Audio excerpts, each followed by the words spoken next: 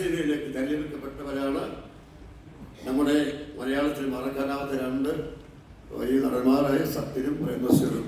അന്നധികം പ്രേംനസീറായിട്ടില്ല, അതും കഥകളാണ്. പക്ഷേ നിർഭാഗ്യവശാൽ ഈ പടം പൂർത്തിയാകുന്നതിന് മുമ്പ് നിലച്ചുപോയി. അതിന് കാരണമുണ്ട്. ഈ പടത്തിന്റെ നിർമ്മാതാവ് KMK മേനോൻ എന്ന ഒരു സാഹസികനായ ചെറുപ്പക്കാരനായിരുന്നു. അല്ലെങ്കിൽ ആ കാലഘട്ടത്തിൽ ഒരു സിനിമ, പുതിയ ആൾക്കാരൊക്കെ ഒരു സിനിമ എടുക്കാം, കെ ബാലകൃഷ്ണനെ കൊണ്ട് കഥ എഴുതിക്കാം എന്നൊന്നും ചിന്തിക്കണമെങ്കിൽ നല്ല അറിവുള്ള ആൾക്കേ പറ്റുള്ളൂ. അപ്പോൾ അങ്ങനെ KMK മേനോൻ എന്നയാളാണ്. അദ്ദേഹത്തിന് നല്ല സ്വാധീനം. അത് തിരുവിതാംകൂർ രാജ്യമാണ്. മറ്റേ ആലോചന തിരുക്കൊച്ചി ആയിട്ടില്ല. തിരുവിതാംകൂർ വേറെ, കൊച്ചി വേറെ, മലബാർ എന്ന് പറയും. അപ്പോൾ തിരുവിതാംകൂറിലെ IG, ഇൻസ്പെക്ടർ ജനറൽ പോലീസ്, ഇന്നത്തെ പോലെ കാക്കത്തൊള്ളായിരം DGP-മാർ അന്നില്ല, ഒറ്റ IG ഉള്ളൂ. പോലീസിൽ മൊത്തം ഒറ്റ IG, ഇൻസ്പെക്ടർ ജനറൽ പോലീസ്.